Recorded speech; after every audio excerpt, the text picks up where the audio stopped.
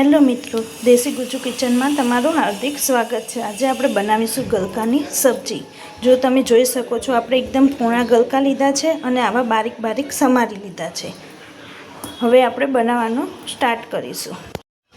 કોઈ નહીં ખાતું હોય તો પણ ખાવા લાગશે, આપણે એવી સબ્જી બનાવીશું। આપણે સૌપ્રથમ 7 થી 8 કળી લસણની લઈ લઈશું। એમાં આપણે હવે લાલ મરચું એડ કરીશું। 2 થી 3 ચમચી જેવું લાલ મરચું એડ કરી દીધું છે। હવે તેમાં આપણે થોડું જીરું એડ કરીશું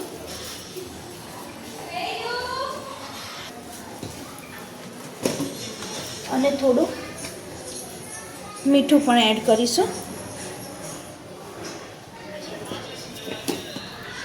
હવે આપણે એને મસ્ત રીતે વાટી લઈશું। ચટણી બનાવી દઈશું આપણે તેની મસ્ત। તમે જોઈ શકો છો, આપણી ચટણી મસ્ત વટાઈ ગઈ છે। મોટા બાળકો અને બધાને ભાવે તેવી ગલકાની સબ્જી આપણે મસ્ત બનાવીશું। હવે આ ચટણીને એક બાઉલમાં કાઢી લઈશું આપણે।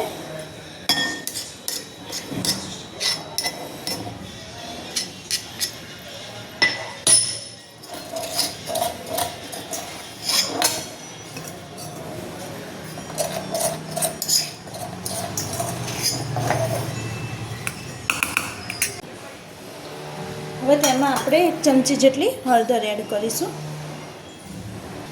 થોડું પાણી એડ કરીશું અને મિક્સ કરી દઈશું।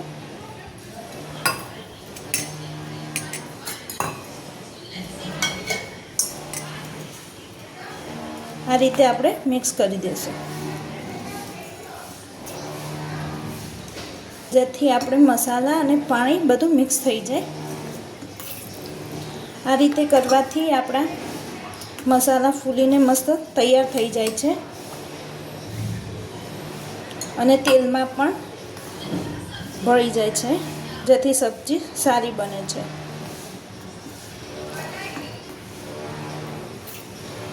આ રીતે મસ્ત મિક્સ કરી દઈશું આપણે। હવે આપણે એક પેન મૂકી દીધું છે। હવે તેમાં આપણે તેલ ઉમેરીશું। તમે જોઈ શકો, તેલને આપણે ગરમ થવા દઈશું।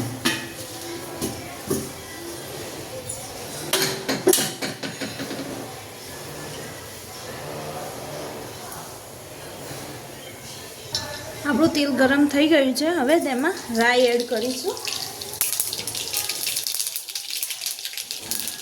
થોડી હિંગ એડ કરીશું અને આ મસાલા જે કર્યા હતા એ અંદર એડ કરી દઈશું અને આ રીતે ઢાંકી દઈશું। ધીમા ફ્લેમ ઉપર રાખીશું, ગેસની ધીમી ફ્લેમ રાખીશું, જેથી આપણું મરચું બળી ના જાય।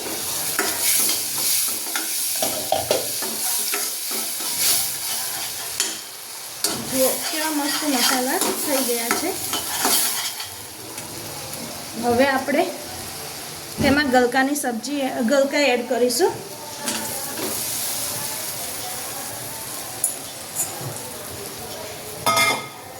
ગલકાને મસ્ત મિક્સ કરી દઈશું।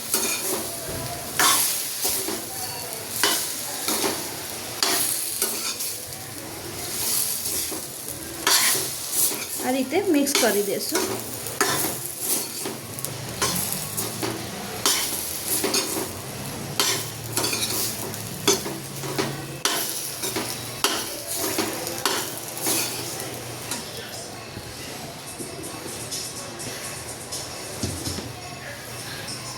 હવે આપણે થોડું મીઠું એડ કરીશું। આપણે મસાલામાં મીઠું એડ કર્યું હતું, એટલે થોડું જ એડ કરીશું મીઠું।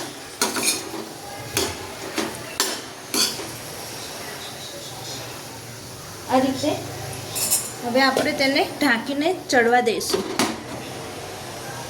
1 મિનિટ સુધી। ગલકાનું પાણી છૂટું પડે છે, કારણ કે ગલકા પાણીથી ભરેલા હોય છે, એટલે આપણે પાણી વગર જ સબ્જી બનાવવાની છે। આપણે ચેક કરીશું। અને હા, આ રીતે એકવાર સબ્જી જરૂરથી બનાવજો. નાના મોટા અને બધાને ભાવશે સબ્જી. અને આપણે પાછળથી એક વસ્તુ એડ કરીશું જેથી નાના બાળકોને બહુ જ પસંદ આવશે. આપણે તેને પાણી છૂટું પડવા દઈશું, ઢાંકીને ચડવા દઈશું ધીમા તાપે. હવે આપણે તેને ચેક કરીશું. તમે જોઈ શકો છો પાણી કેવું મસ્ત છૂટું પડી ગયું છે ગલકામાંથી. અને આપણે વાત કરી હતી ને કે નાના મોટાને, હવે થોડો આપણે એમાં ગોળ એડ કરીશું જેથી સબ્જી આપણી ચટપટી બને. તેથી નાના બાળકોને પણ બહુ પસંદ આવે. ગોળ એડ કરીને થોડી વાર ચડવા દઈશું આપણે, હજી 2-3 મિનિટ જેવી, જેથી ગોળ મિક્સ થઈ જાય. આ રીતે ઢાંકીને આપણે ચડવા દઈશું 2 થી 3 મિનિટ. તમે જોઈ શકો છો